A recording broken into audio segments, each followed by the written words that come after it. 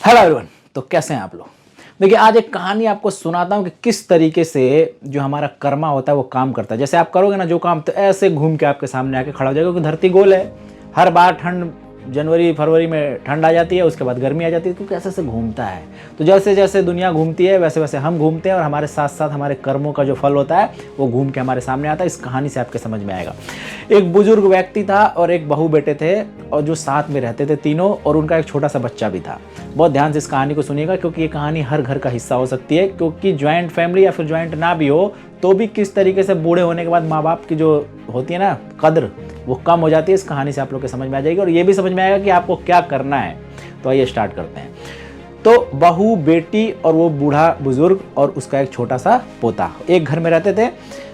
लेकिन बूढ़ा व्यक्ति बड़ा कमज़ोर हो चुका होता था। वो खाना जब वो रात में खाते थे, एक टेबल पे, एक ही टेबल था उस पर, जब वो खाना खाते थे तो कभी उसके हाथ से जो खाना था, जैसे मटर के दाने थे, वो नीचे गिर जाता था, कभी सब्जी गिर जाती थी, कभी वो बिखेर देता था चारों तरफ खाना, क्योंकि हाथ उसके कप कपाते थे। रोज़ रोज़ यही होता था। तो एक दिन बहू ने अपने उसके पति से, मतलब बूढ़े के बेटे से बोलती है कि ऐसे कब तक चलता रहेगा, हम लोग अच्छे से खा भी नहीं पाते हैं, इनके वजह से, बुढ़ऊ की वजह से हमें परेशानी होती है। बुढ़ऊ मैं बोल रहा हूँ, उसने जो भी बोला हो, बुढ़ा वड्डा। तो इस वजह से इनके लिए कुछ बंदोबस्त किया जाए। तो क्या करते हैं दोनों मिलके, एक दिन उनका टेबल एक एकांत वाले कमरे में कोने में उनका टेबल लगा देते हैं, और एक उनको लकड़ी का कटोरा दे देते हैं। आपने शायद ये कहानी सुनी हो, नहीं सुनी हो तो आज सुन लीजिए।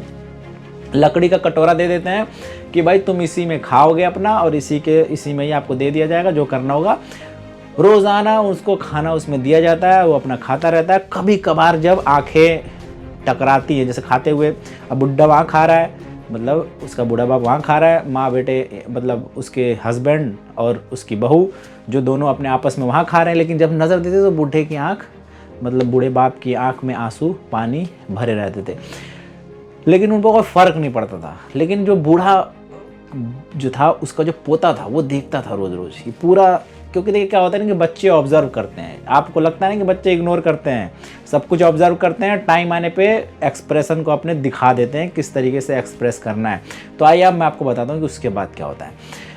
एक दिन वही बच्चा अपने माँ बाप के पास जाता है, और वो कुछ बना रहा होता है। तो उसका बाप पूछता है कि बेटा क्या बना रहे हो।